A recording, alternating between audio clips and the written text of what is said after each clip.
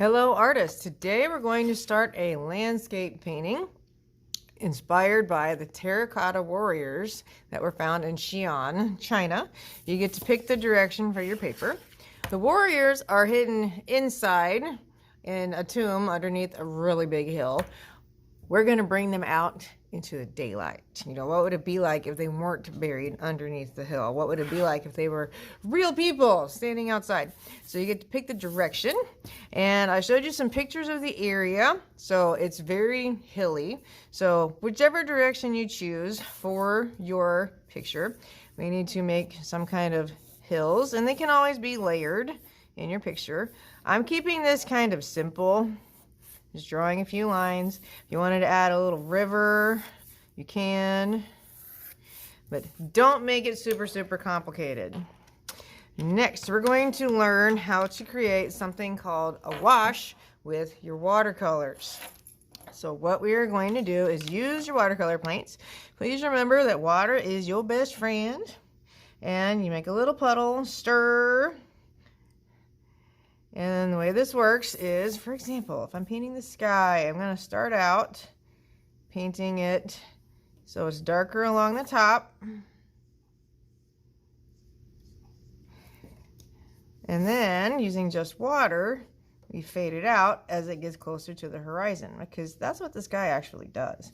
If you wanted to use a second color and put a second color down here and fade it the other way, you could.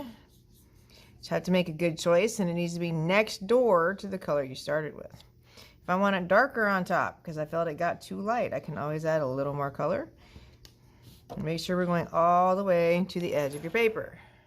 Now, while this is still wet, if you want to get fancy with it, you can take some paper towel and gently blot specific areas, and that creates the look of clouds in your sky. This technique is called lifting, because what we're doing is lifting that paint off the page, and that's what makes it look like clouds. All right, this is wet. I am not painting here right now. I am going to skip to another area. And we're going to repeat our wash technique. So I'm going to start dark on one side and then get lighter as it goes across.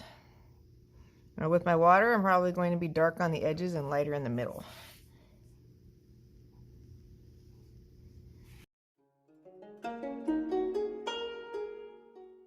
And if you get puddles that you don't want, we can mop it up with your brush. Just make sure the brush is dry. Now that my sky has had a chance to dry, I can go in and add some color to my mountains. I'm still using the wash technique.